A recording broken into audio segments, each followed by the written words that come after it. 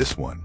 It might just change how you feel about Bigfoot At night, forever, when you because shut off this the isn't lights, a story about a you could monster stand- hiding in the woods. It's about something much deeper. In this story, a young little Bigfoot was killed by hunters, and a man named Charles, a retired soldier and grandfather, was there when it happened. He couldn't save the creature, but what happened next stayed with him for the rest of his life.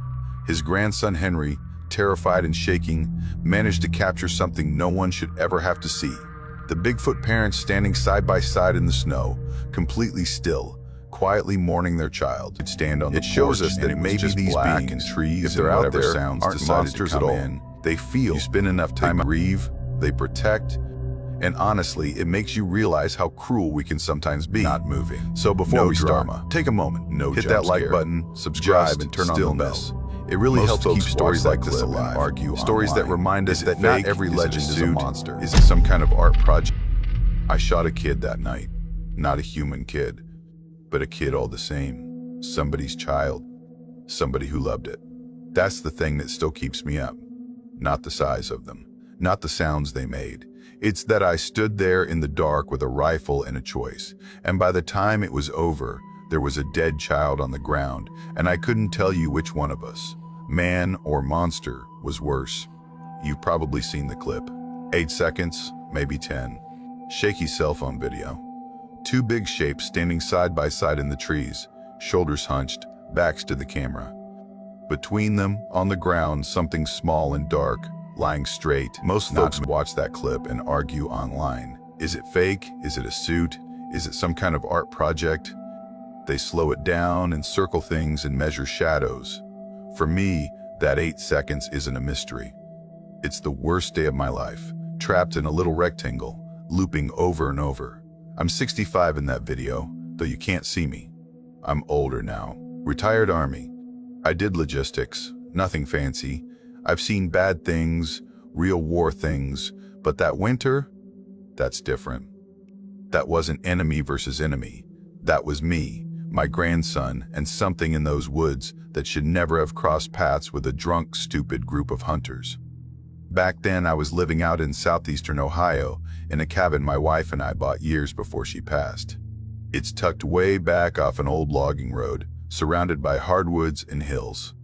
We had money from life insurance and some family stuff, enough to be comfortable. I didn't need to work. I cut wood, fixed things around the house, went into town maybe once a week. My grandson Henry lived with me. Henry's parents, my son and his wife, left when he was small. I'm not going to get into all that. Drugs, bad choices, people who loved the wrong things. By the time Henry was 10, he was with me full time. When he was 16, in 2008, that cabin and those woods were all the home he really knew. We weren't survivalists or anything like that. We had satellite TV, an old truck, a landline phone, internet if the weather behaved, but we were isolated. Nearest neighbor was a couple miles. At night, when you shut off the lights, you could stand on the porch and it was just black and trees and whatever sounds decided to come in. You spend enough time out there, you know what normal is. And you know when something changes. The first time I heard about the hairy men was from an old guy at the feed store. He called them grassmen. Said they'd been seen in those hills since his granddaddy's time. Big as a door, walking upright, smelling like wet dog and garbage. I thought it was just local talk. Every rural town's got some version. I laughed it off. I'd been in real jungles. I'd seen big men do crazy things. A story about some ape in the woods didn't impress me. Still, the stories stick. You hear them enough. They're like a song you don't mean to remember. The first real thing happened late in 2008. I was out behind the cabin, cutting some deadfall for firewood. It was one of those gray afternoons where the sky just hangs there like dirty cotton, no wind. Light snow coming down, the kind that melts as soon as it hits your jacket. I remember the sound stopped. If you've never been in real woods, you might not get what I mean. There's always something going, birds, a squirrel, branches creaking. But sometimes, it's like someone hits a mute button. Everything goes still, and you feel it before you hear it. That quiet settles on you, makes you aware of your own heartbeat. I shut off the chainsaw to rest my back, and that's when I heard it. Footsteps. Slow, heavy in the snow, off to my left, not a deer. A deer is light and quick and careful. This was measured, like someone on two legs trying not to break branches. I thought it was a person. "Hello," I called out. Nothing. A few more steps. I could feel them more than hear them, like vibrations coming through the ground. I set the saw down and picked up the axe. Old habits. I'm not a paranoid guy, but you don't live that far out and assume every stranger is friendly. The footsteps stopped. I stood there, watching the line of trees. The snow fell a little thicker. My breath puffed out in front of me. Then, between two trunks, I saw it. Just a shape at first. Dark, almost blending with the bark. Then it shifted, and I caught the line of a shoulder. High. Too high. I realized I was looking at the upper half of somebody standing behind a tree, farther back than I thought. It turned its head. I remember the color. Not red like you see in those old Patterson photos. Dark, almost black. The hair wasn't long and flowing. It was matted, thick. The face, I don't know. I can't give you a movie monster. I saw deep-set eyes, a flat nose, a heavy brow. It looked at me for maybe 2 seconds. Then it stepped back and was gone. No crashing, no running. Just gone. I stood there like an idiot, axe in hand, for a good minute. That part's clear. The rest of the afternoon blurs. I remember going inside and telling Henry I thought someone had been on the property. I know I walked the tree line, looking for tracks. I found prints, but the snow was thin and patchy. They were big, but you can convince yourself of anything when you don't want to change your whole life around one thing you saw. I told myself it was a big guy in a coat, a hunter taking a shortcut, a trick of distance. But from that day on, I never quite felt alone out there. The weird stuff started small. We had a compost pile behind the cabin, food scraps, coffee grounds. We'd cover it with leaves. One morning, the top layer was peeled back, not dug into the way a raccoon does, just lifted and set aside. There were big smears through the food waste, like a hand had dragged across it. I checked for paw prints. Nothing. Just those same big, flat impressions in the damp leaves. Then there were the knocks. Around late fall that year, we'd hear it maybe once or twice a week. 3 sharp hits, wood on wood. Far off at first, then closer, like someone signaling. Sometimes we'd hear an answer off another ridge. 2 knocks, or 4. Henry thought it was cool. He'd be sitting by the window with his homework and freeze, eyes wide. "You hear that, Grandpa?" "I hear wood," I'd say. "Somebody out there messing around." He'd grin. "Craftsman," he'd whisper. We had no smartphones back then. Just an old flip phone in the kitchen drawer, mostly for emergencies.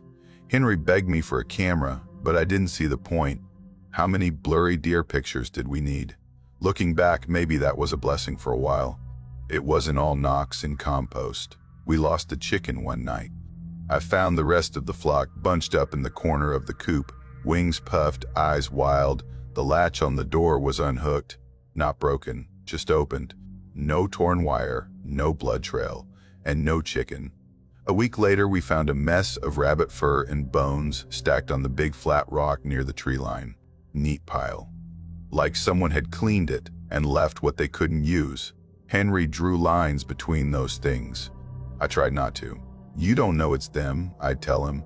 Could be a neighbor kid, could be coyotes. People get weird about animals. He'd just look at me with that teenager face that says he knows better. The first time I knew, really knew, it wasn't just one of them was spring of 2009. The snow had melted. The creek was running high. The air still had that bite in it, but the sun stayed up longer, and you could smell thawed mud. We were on the back slope, checking the little game trail that led down to the water. Henry liked to set these cheap snares. Nothing professional. Just wire loops, more for the hobby of it than the meat. I saw the track first. The trail was soft from rain. Right in the middle, clear as anything, was a big bare footprint. Longer than my boot, you could see toes. Wide, heavy, and next to it, maybe a foot away, was another track, same shape, smaller, like a kid's version. They went down the hill in pairs, Big one, small one. Big one, small one. I felt my mouth go dry. Henry crouched down, hand hovering over them. "It's a family," he whispered. Not excited, just certain. I didn't say a word. You want to know when it stopped being spooky and started being personal? It was June that same year, the day Henry lost his leg. It was hot, the air was thick, bugs everywhere. Henry wanted to go down towards the lower creek, where there's more shade and bigger rocks. I wasn't feeling great that day, old man joints, maybe a bug, so I told him to go ahead without me, stay within earshot, keep the radio on. He took his machete, just a small one we kept for clearing brush, and a backpack with water. He was 16 and thought he was tougher than the woods. I'd told him enough times not to go alone. That morning, I picked the wrong time to pick my battle. I fell asleep in the chair. That's the part that tears me up. If I'd been awake, I woke to a sound that still makes my stomach clench when I think about it. It was Henry screaming. Not a yell, not a teenage shout, a real scream, high and broken. "Grandpa, Grandpa." I was out the door before I knew I'd moved, grabbed the rifle without even feeling the weight. I ran down off the porch, heart pounding so hard I could hear it. Our land slopes down, then flattens before dropping again toward the creek. As I came over that first lip, I heard another sound under Henry's screams. This deep, angry roar. Not a bear growl. I've heard bear before. This was bigger. It had more inside it, like it was coming out of a chest the size of a fridge. Branches were snapping. I could hear something big moving through the underbrush fast. Henry's scream cut off into this horrible, choked sound. I don't remember going down that hill. I must have, because suddenly I'm halfway to the creek, crashing through ferns and saplings. The smell hit me first. Wet dirt, blood, and something musky, like an animal pen that hasn't been cleaned. There, about 20 yards ahead, I saw Henry. He was on the ground, half curled, one leg twisted under him. And standing between him and something big and brown was it, the same kind of thing I'd seen behind the trees months before. It was huge. Broad shoulders, thick neck, dark hair like I remembered. Its back was to me. It was standing between Henry and a bear, a big black bear, up on its hind legs, pawing at the air, teeth showing. The thing, this big dark figure, stepped in closer to the bear and let out another roar. Louder than anything I've ever heard from an animal. The bear swiped. The big one took the hit on its arm or shoulder, I couldn't see exactly, then shoved forward. You know how in movies, when big things move, they add that low impact sound. This didn't have that. It was just quiet and fast and awful. The bear stumbled back, crashed through some branches, and then it was gone, crashing downslope and away. I was frozen. I had the rifle up, finger near the trigger, and I couldn't move. Part of me was screaming, "Shoot!" The other part was screaming, "Don't you dare!" The big one turned half sideways like it was going to follow the bear, then stopped. Its head tilted like it heard something behind it. That's when I saw Henry's leg. From mid-thigh down, it was wrong. Torn, bent at a bad angle, blood all through the leaves. He was trying to push himself away, eyes wide, mouth opening and closing like he was trying to scream, but nothing came out. The big one looked down at him, just stood there for a second. Then it did something I still don't fully understand. It bent down and put its hand out. Huge, dark hand, fingers thick, palm wide, like you'd expect from something that size. It didn't grab him. It hovered, like it was checking if he was going to fight. Henry reached. He grabbed two of its fingers like they were a railing. The big one slipped the other arm under his shoulders, lifted him like he weighed nothing, and turned. That's when it saw me. Its eyes met mine. Dark, but not empty. There was something in them. I swear to you, there was intelligence there. Not human, but not blank animal hunger either. They were aware. It paused, holding my grandson to its chest like any parent would hold an injured kid. I could have shot it then. Center mass, close range, ended the whole mystery for the world. I didn't. We stared at each other for a moment that felt like it stretched out forever. My hands shook on the rifle. I remember thinking, if it wanted to, it could be on me before I pulled the trigger. It could rip me in half. It had just stood up to a full-grown bear for a kid that wasn't even its own. It shifted its weight, stepped sideways, and took 3 long strides toward the slope, moving uphill like it was walking over a speed bump instead of a steep rise. 2 more steps and trees blocked my view. I heard heavy footfalls for a few seconds, then nothing. I dropped the rifle and ran to where it had been. Blood on the leaves, broken branches, bits of Henry's torn pant leg. Bear tracks, big ones, deep. I scrambled back toward the cabin, lungs burning. I don't remember the run. I know I made it because next thing I remember clear is being on the landline with 911, my voice shaking as I tried to explain that my grandson had been attacked by a bear near the creek, that he was gone now, that I didn't know where. The sheriff came. The EMTs. A helicopter eventually. They found Henry about 50 yards from the cabin, just off the trail that leads up to the back porch. He was lying in the leaves, unconscious, white as paper. His leg, there's no nice way to put it, it was shredded. They said later he must have lost consciousness from blood loss and shock. They said it was a miracle he didn't bleed out before they got to him. I know what the miracle was. They amputated above the knee. He was in the hospital for a long time. Infection, surgeries, physical therapy. I didn't tell anyone what I saw. I said I heard a bear, found him bleeding, ran for help. I stuck to one story and I never wavered. If you've ever talked to hunting accident victims, you know how vague things get. Panic erases a lot of detail. People didn't question it too hard. At night, sitting beside Henry's hospital bed, I'd watch his chest rise and fall and see that big shape in the woods again, turning toward me with my grandson in its arms. He asked me about it once, several weeks after the surgery. We were home by then. He was in his bed in the small room off the kitchen, leg bandaged, pain meds making him drift. I remember hands, he said, not yours. Big, they smelled like dirt. They carried me. I looked at him. You hit your head, I said. You were in shock, he frowned. They weren't a bear, then he fell asleep. I never told him he was right, but from that day on, he stopped saying grassmen like it was some campfire myth. He started saying them like they were neighbors. Things got different after the accident. Henry had to learn how to do everything again. Get out of bed, get in a chair, move around with crutches. They fitted him for a prosthetic later, but those first months, they were hard. He was 16. He'd go from joking to staring at the wall for an hour. Anger would flare up over stupid things. Dropped glass, a missed TV show. Then he'd apologize, eyes shiny. I carried a lot of guilt. I should have been with him. I should have heard the bear sooner. I should have, everything. But there was this one thread that kept me from going under completely. Somebody else had chosen not to let him die. And I owed them. I don't know how to explain that to someone who hasn't been in debt like that. It's not like owing money. It's like somebody walking into a burning building for your kid and you never even get to shake their hand. It hangs on you. So, yeah, I started watching the woods more. The knocks came back after he got home.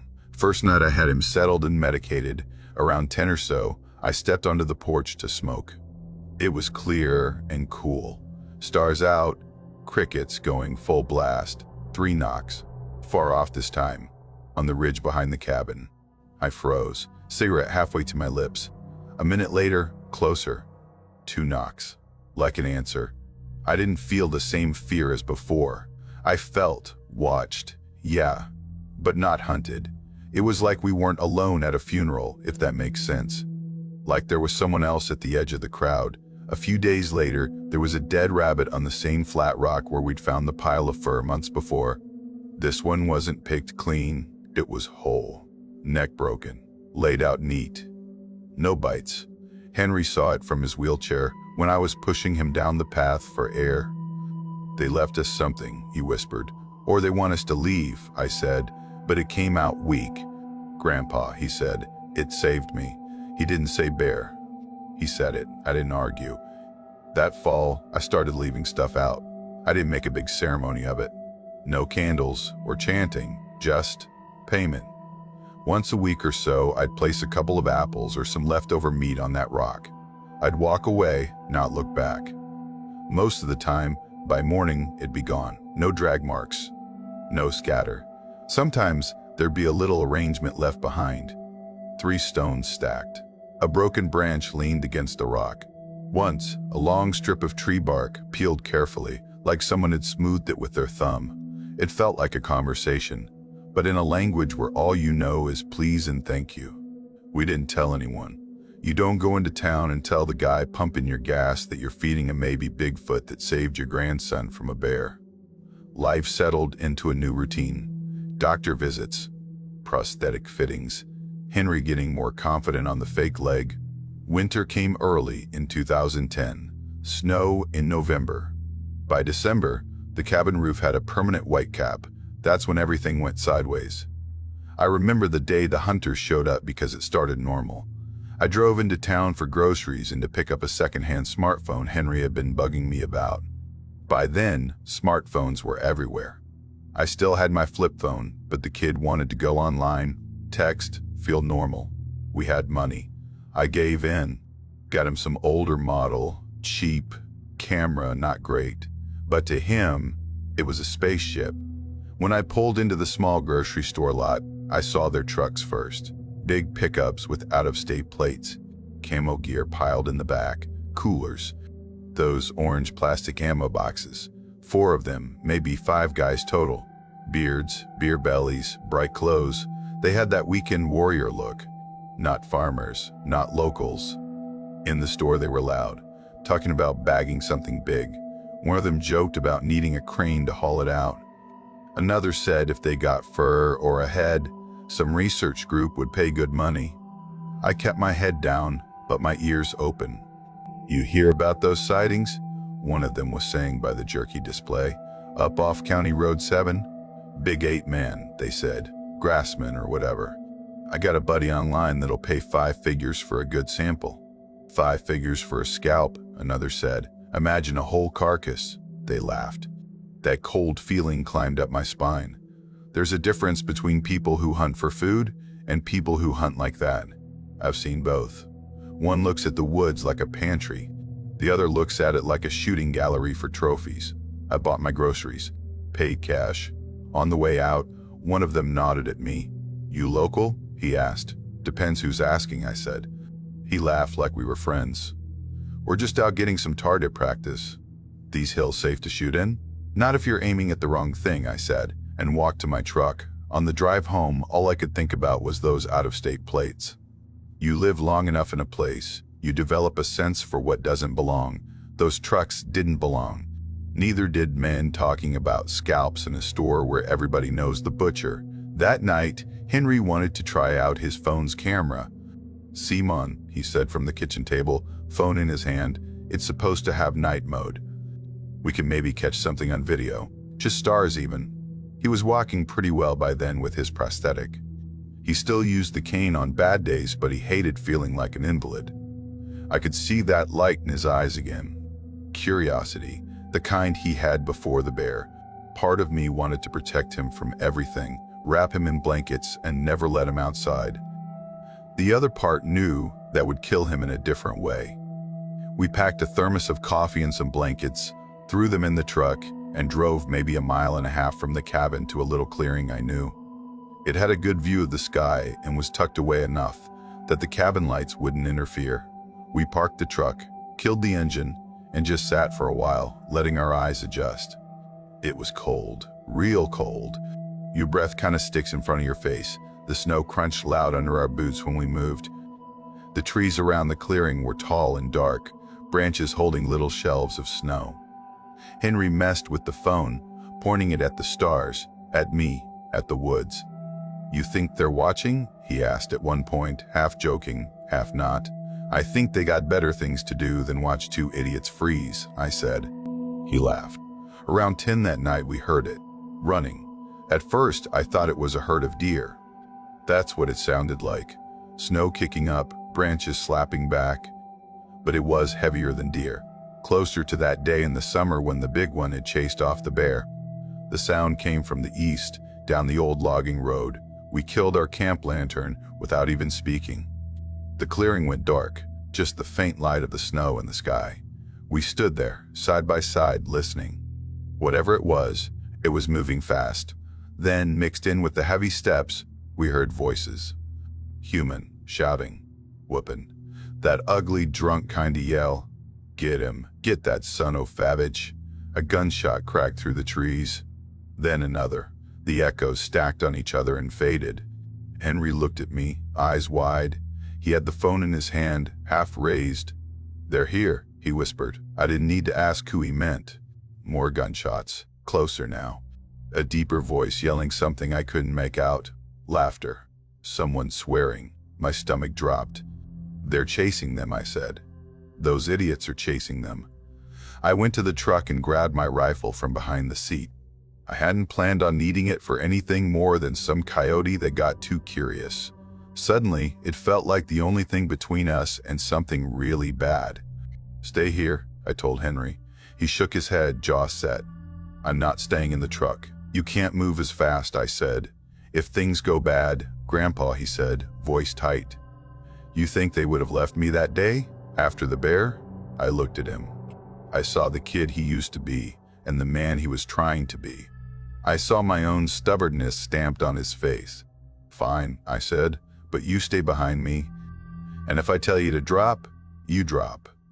We moved toward the sound. The woods at night in winter are a different thing. They feel smaller and bigger at the same time. The snow reflects just enough light to trick your eyes. Every shadow looks like a person. Every branch looks like a hand. We followed the echoes of the shots, moving slow. I knew these woods. I knew where the ground dipped, where the rock stuck out. Henry didn't move like he used to, but he was careful. He leaned on his cane and grabbed my sleeve when it got steep. Another volley of gunfire. This time, real close. Half a dozen shots in quick succession. A pause. Then two more. Then nothing. Except the sound of someone yelling, "Reload! Reload!" I could smell gunpowder on the air. We crept up on the edge of a small ravine I knew. It opened into a shallow bowl, ringed with trees. If you didn't know it was there, you could walk right past it. Tonight, it was loud as a stadium. Voices. Swearing. One guy laughing too high. Another panting hard. I belly crawled the last few feet to the edge, motioning for Henry to stay low. We peeked over together. There were 4 of them. The same kind of guys I'd seen at the store. 2 stood near the far side of the bowl, rifles hanging loose, one with a headlamp shining off the snow. Another knelt by a shape on the ground, stabbing at it with a knife. The 4th was pacing, breathing heavy, gun barrel smoking faint in the cold air. The shape on the ground was small, maybe 4 feet long, covered in dark hair, matted with blood, arms and legs, too thin to be a bear cub, too wrong to be a deer. It was making a sound. I can't describe it right. It wasn't a scream, not like Henry's from that summer. It was more like a long, low moan, broken in the middle, like a sob. It sounded hurt and scared and very, very young.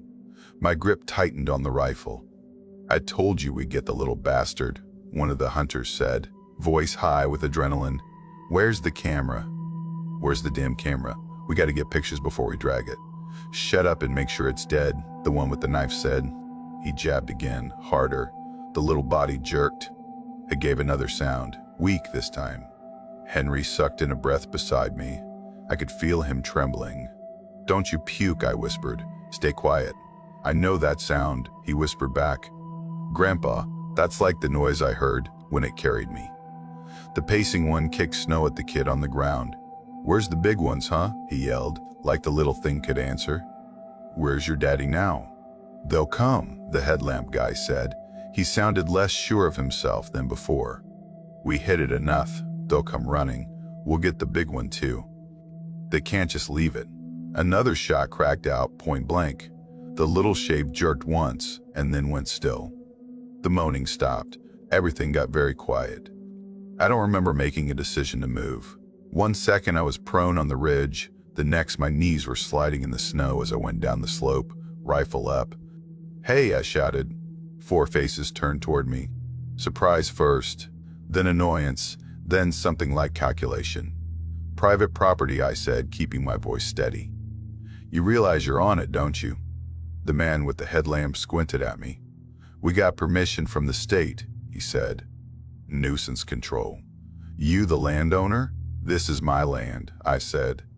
And that's not a nuisance. That's a kid. It felt stupid as soon as I said it, but it's what came out. The one with the knife laughed, short and sharp. It's an animal, he said. You want us to tag you a piece of it? Make yourself rich, old man. I walked a little closer. Not too close. You learn about distance with guns. Close enough to see clearly, far enough to react. Up close, the little one looked more real. Its limbs were thin but not weak-looking. Its chest was small, ribs shifting under the hair when it breathed. It was still breathing somehow. Its eyes were half open. Dark. Wet. There was blood everywhere. You're poachers, I said. You don't have a damn permit for this, and you know it. Turn around and walk away, the pacing one said. He'd stop now. His rifle wasn't pointed at me, but it wasn't pointed at the ground either. We're doing the world a favor. I met his eyes. They were flat, no guilt. Just annoyance that something was interrupting his fun. Behind me, I heard the soft crunch of snow as Henry came down the slope, slower. He had the phone in his hand, half raised. Henry, stay back, I said without looking. One of the hunters noticed him. You bring your crippled kid out here as backup, he sneered. That's cold, man. My vision narrowed. You live long enough and you know when a situation is tipping. We were outnumbered 4-2. They had more guns, but they also had something to lose now. They'd just shot something they probably shouldn't have. That makes people twitchy. Another gunshot rang out in the distance. Not from here. Farther off, a single shot. We all turned our heads slightly at the same time. The sound bounced around the hills. I felt the hairs on my arms rise. They weren't alone out here, and neither were we. That's when the first roar rolled over the trees. It was like the one I'd heard when the big one faced down the bear. Deep, loud, full of anger. But this time, it sounded broken, higher at the end, pain inside it. The hunters shifted. The hell was that? The headlamp guy muttered. You wanted the big ones, I said. My voice sounded calm. It didn't feel that way in my chest. The pacing hunter lifted his rifle to his shoulder. Good, he said. Let him come. Another roar, closer. Branches snapping. Heavy steps. Not running this time. Striding. Purposeful. I did the math fast. 4 of them, 2 of us, unknown number of whatever was out there. If those big ones came in hot and saw what these idiots had done to their kid, there wouldn't be time to talk. There'd just be murder. And we'd be standing right in the middle. I had about a second to decide whose side I was on. The hunter with the knife bent down again, grabbing a fistful of the kid's hair, lifting its head like he was posing with a trophy. You're gonna make us famous, he said. I shot him. Not in the chest. Not in the head. The army teaches you a lot about where to put a bullet. I put it in his thigh, just above the knee. I heard the crack of bone, saw his leg buckle. He went down screaming, dropping the kid's head, clutching at his leg as blood soaked his camo. Everything exploded at once. The other 3 swung their rifles toward me. I dove sideways behind a fallen log, dragged Henry with me. Shots went off, splinters flying. My ears rang. What the hell, old man? Someone shouted. You're done, another yelled. You're so done. Bullets, the headlamp guy said suddenly. His voice had that high note of panic. We're low, man. I'm out. Me too, the pacing one snapped. He ejected his mag, stared at it like it had betrayed him. They'd burned most of their ammo into that kid. The roaring was almost on top of us now, heavy crashing through the brush, shaking the smaller trees. Something big moving with no concern for staying quiet. Henry grabbed my sleeve. Grandpa, he whispered. They're coming. I peeked over the log. The kid on the ground wasn't moving anymore. Its eyes were closed now, blood dark around its head. The wounded hunter was trying to drag himself backward, smearing red across the snow. The others were scrambling, looking around like the woods might open up and swallow them. You idiots brought this, I shouted at them. Get out. Run. Now. They stared at me. then at the tree line behind us. When the first big one stepped into the bowl, they didn't move at all. It was taller than the one I'd seen by the creek. Or maybe it just seemed that way because it was angry. Dark hair, shoulders like a linebacker times 3. Its chest was heaving. You could see scars on its arms and across its ribs, lighter lines under the fur. Behind it, half hidden by trees, was another shape, slightly smaller, narrower shoulders, long hair around the head like a mane. I couldn't see its face clearly, but there was something in the way it moved that read as feminine, I guess. They stopped at the edge of the bowl. The hunters froze too.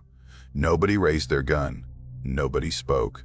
The big male, at least that's what my brain labeled him, looked at the kid on the ground, then at the hunters, then at us. The roar that came out of him then wasn't like the ones before. It started low, then climbed, breaking into something like a wail. The sound hit me in the chest. It made my eyes water. It was grief and rage wrapped up together. The smaller one behind him made a sound too, higher, shorter, almost like a sob. The wounded hunter on the ground whimpered. "Jesus Christ," he said. "Oh God, oh God." One of his buddies dropped his rifle and bolted up the slope, slipping in the snow, hands clawing at the dirt. Another followed, leaving the third standing there with his headlamp beam bouncing wild. "Don't run," I yelled absurdly. Like it mattered now. They ran anyway. People always think they're faster than they are. The big male stepped forward, one foot thudding into the snow. His eyes never left the kid on the ground. His breathing had gone shallow and fast. His hand came up, fingers spread, not a fist, not claws. Just a hand reaching out like he wanted to touch his child and couldn't quite believe it was real. We were too far away to see tears, but I swear to you, whatever was in his face was one of the saddest things I've seen in my life. Henry had the phone up. His hands were shaking, but he held it steady enough. He didn't zoom in. He didn't run closer. He just recorded. "Don't move," I whispered. He didn't answer. The big male and the smaller one walked slowly into the bowl. They didn't look at the hunters again. The one with the shot leg was half sobbing, half praying under his breath. The adults stopped on either side of the kid. The male on the left, the female on the right. They didn't touch each other. They didn't howl to the sky. They just stood. If you watch that clip, the one everyone argues about, that's what you're seeing.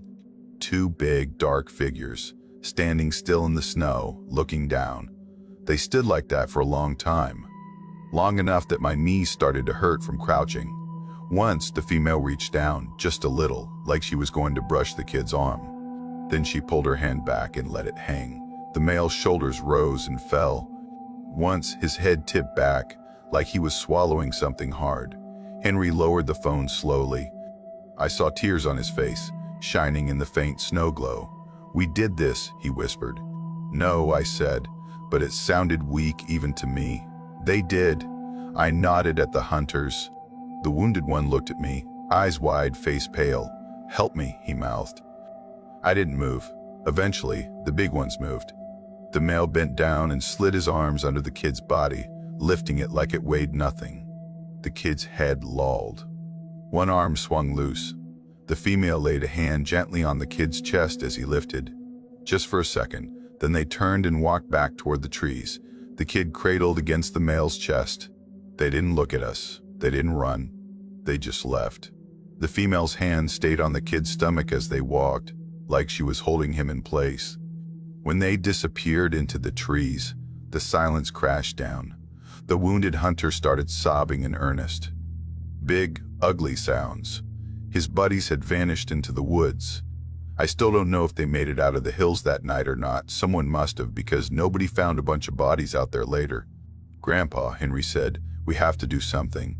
I looked at the man on the ground, clutching his leg. Then at the bloody snow where the kid had been. "We're leaving," I said. I didn't help the hunter. I'm not proud of that, but I'm not ashamed either. We backed up the slope slowly. I never turned my back fully on the trees. My hands shook the whole time. When we got to the top, we moved quick, not running, but fast. Back toward the truck. Back toward our little makeshift camp. Henry's phone felt like a live thing in his hand. He kept looking down at it, then away. Don't post it, I said. The words came out before I'd even thought them through. I wasn't going to, he said. His voice was tight. I needed to, I don't even know. At the truck, I made him get in first, locked the doors. I stood outside a moment staring into the trees, listening. Somewhere deep in the hills, very faint, I thought I heard one last, long cry. Softer than before, not anger, just loss. I got in the truck and drove us home.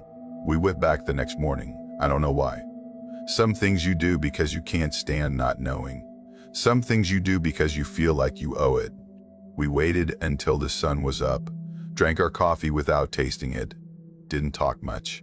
Then we bundled up, grabbed shovels, and walked. The woods looked different in daylight, but my feet knew the path. We didn't speak until we were standing on the edge of that bowl again. The blood was still there. Dark, crusted patches in the snow. Prints everywhere. Boot prints from the hunters. Big bear-like prints from the adults. A few smaller, smearier ones from the kid. No bodies. No guns. No people. The only thing left was the mess. We stood there for a minute just breathing. Then Henry pointed past the bowl. Look, he said. There was a trail. You could see where something heavy had been carried. The snow was broken, pressed down, leading up and over the far ridge. We followed it. It wound through the trees, around a couple of big rocks, then dipped into a small hollow. There, in a patch of thin snow and brown leaves, we saw them. The male and the female. They were standing side by side, backs to us, just like in the video. The kid lay on the ground in front of them, straight on its back, arms at its sides. Someone had moved the blood-matted hair away from its face. They didn't move when we came into view. Either they'd heard us and didn't care, or they were so wrapped up in what they were doing that nothing else registered. Henry's breath hitched. He raised the phone. I didn't tell him to stop. He held it up, thumb shaking a little, and hit record. We only stayed a few seconds. 8, 10, something like that. Long enough for the image to burn into the screen and into our brains. Long enough to see the male's shoulders rise once, like he was taking a deep, painful breath. Then I put my hand on Henry's arm and tugged. We backed away slowly, careful not to snap branches. It felt wrong to watch them any longer. Wrong to turn their grief into a show, even if no one else was watching. We went back to the bowl, stood there again, staring at the trampled snow. We can't just leave him, Henry said. He's not ours, I said. He looked at me with that look again, the one that makes you feel like you failed the test. They didn't leave me, he said. That was it. We walked back to the cabin and grabbed the shovels. It took us a couple of hours to dig. The ground was half frozen, hard under the thin layer of snow. We picked a spot not far from where they'd laid him, a little rise with some young pines around it. It felt safe, I guess, tucked away but not hidden. I don't know what I thought would happen, that the big ones would charge out and tear us apart for touching their dead, that they'd stand by and watch, that they'd be gone. They were gone. When we went back to the hollow, the kid's body was still there, alone now. No sign of the adults. Maybe they'd gone to chase off the hunters. Maybe they just couldn't stand there any longer. Up close, the kid looked smaller, less like a monster and more like what he was. A child caught between worlds, hair dark and stiff with blood, lips parted a little, eyes closed. Henry knelt beside him. He didn't touch the body at first, just sat there, breathing shallow, shovel leaning against his shoulder. I should have done something, he said. Last night, I should have stopped them. You couldn't, I said. You'd be dead too. They had guns. You had a phone, he snorted, a bitter little sound. Yeah, great trade.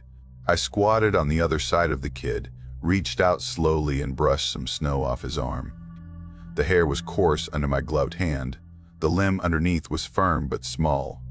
Fragile, comparatively. Thank you, I said quietly. I don't know who I was talking to. The kid, for whatever his family had done for Henry. The big one at the creek. The woods themselves. Then we lifted him together, me taking most of the weight, Henry steadying, and carried him to the hole we'd dug. We didn't say any prayers. It didn't feel right to put our words on him. We just laid him down gently, straightened his arms, and stood there for a moment. Henry made a sound that was almost a laugh. "This is insane," he said. "Do you know that? We're burying a Bigfoot kid, Grandpa." "That sounds like a bad joke." "It's not a joke," I said, "and if anybody ever hears about this, it won't be from me." He nodded, jaw tight. We filled the hole, shovel after shovel of cold dirt and snow. It stuck to the shovel, clumped. My back screamed at me. My hands went numb. I kept going. When it was done, we had a low mound. We patted it down, smoothed it. Henry took 3 stones from nearby and set them in a little row at the head, a big one in the middle, 2 smaller ones on either side. Like his parents, he said. I wanted to tell him that was too on the nose, that we were making a story out of their pain, but I couldn't. He needed something, so did I. We stood there a while longer. The woods felt attentive. That's the only word I've got. Like every tree was leaning in a little. I half expected to feel eyes on the back of my neck, to hear a branch snap and see a huge shape watching us. Nothing like that happened. We walked home in silence. We never saw the big ones again, not like that anyway. In the weeks after, the knocks stopped. No more rabbit gifts on the rocks. No more peeled bark. The woods went back to normal. Birds, deer, coyotes, the usual life and death, except it didn't feel normal. It felt empty. I'd sit on the porch some evenings with my coffee, listening, hoping, and also hoping I would never hear that roar again, both at the same time. It's a strange headspace, missing something that terrifies you. The sheriff came by 2 days later to ask if we'd heard gunfire that night. Someone had called from the highway, said they thought they'd heard shooting up near our way. I told him I'd heard some distant shots, thought it was just folks target practicing. He mentioned they'd found a blood trail and some shell casings near an old fire pit a few miles away, but no body, no one camped there anymore. Probably drunk hunters, he said. People forget these aren't their fields, he grumbled. You hear anything else, you let me know. I will, I lied. I didn't mention the man I'd shot in the leg. I didn't mention the kid we'd buried. I checked the news for a while, seeing if anyone reported a guy showing up in some emergency room with a gunshot wound and a story about a crazy old man. Nothing. Maybe they patched him up themselves. Maybe he died in those hills. I don't know. What I do know is that nobody came asking about a small, hairy body missing from the woods. The world rolled on, happy not to know. As for the video, we kept it to ourselves for a long time. Henry watched it a lot at first, not in a creepy way, more like someone replaying the worst accident of their life, trying to see where they could have turned the wheel. I should have shouted, he'd say. Done something. When they were stabbing him, they would have shot you, I'd say. Then there'd be 2 bodies on that ground. He'd scrub the video back and forth, pause on the way the male's shoulders sagged, on the female's hand hovering over the kid, on the stillness. It's not scary, he said one night. Not like people want scary. It's just sad. Real things are often just sad, I said. He didn't show it to his friends. He barely had any that came out that far anyway. He didn't upload it. Didn't send it to those online research groups that would have dissected it frame by frame. Years later, he made contact with one guy who ran some kind of podcast about encounters. A decent-seeming man, respectful. Henry sent him the clip with conditions. No face, no names, no location. Just the 8 seconds. The guy put it up on a show once. People argued in the comments, same as always. Costume, CGI, pareidolia. A few said, this feels off, like a funeral. Those ones, I think, got closer than they knew. Most just scroll past. It's too quiet. Not enough drama. We never gave anyone the whole story. Not until now. You asked me in the beginning if I believe in Bigfoot. I don't like that question. Do you believe in deer? Do you believe in bears? Belief's got nothing to do with whether something's there when you step in front of it. I don't have a grand theory about where they came from or what they are. I don't know if there's 100 of them in these hills or 3. I don't know why they didn't finish me off that day at the creek or why they didn't tear those hunters to pieces in front of us when they had every right to. I just know what I saw.